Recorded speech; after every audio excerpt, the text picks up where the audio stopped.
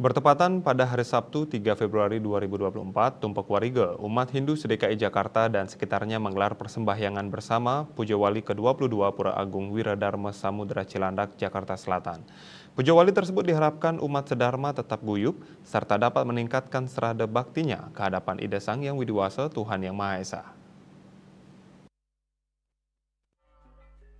Ratusan umat Hindu se-DKI Jakarta dan sekitarnya, serta para pinandita mengikuti persembahyangan bersama dalam rangka Puja Wali ke-22 Pura Agung Wiradharma Samudra Cilandak, Jakarta Selatan. Kegiatan Puja Wali diawali pada pagi hari menjelang sore hingga malam hari. Tampak juga beberapa pekuluh ring Ida Betara dari masing-masing pura wilayah Jakarta Selatan hadir untuk mengikuti kegiatan tersebut.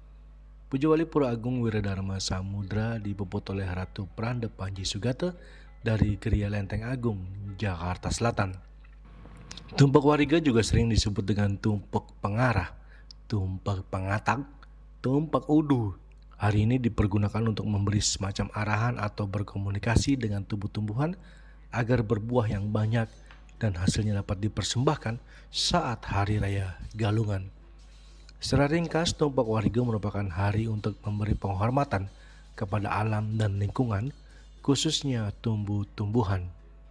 Perayaan Tumpak Wariga juga merupakan penjabaran dari salah satu inti konsep Trihita Karana, yakni membangun hubungan harmonis antar manusia dengan alam sekitarnya.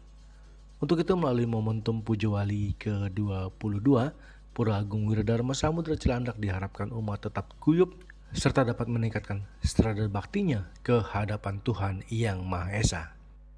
Baik, untuk Puja Wali ke-22 Pura Agung Wiradharma Samudra, harapan kita semua umat Hindu khususnya di wilayah Jakarta Selatan guyup, dan seDKI juga guyup, se-Nusantara, se-Indonesia guyup. Dalam juga kita melalui Puja Wali puniki kita tingkatkan serada dan bakti kita ke hadapan Ida Sang Yang Widiwasa. Dumugi kita stata memulihan kerajangan dan kehayuan. Kegiatan Puja Wali ditutup dengan upacara nginep.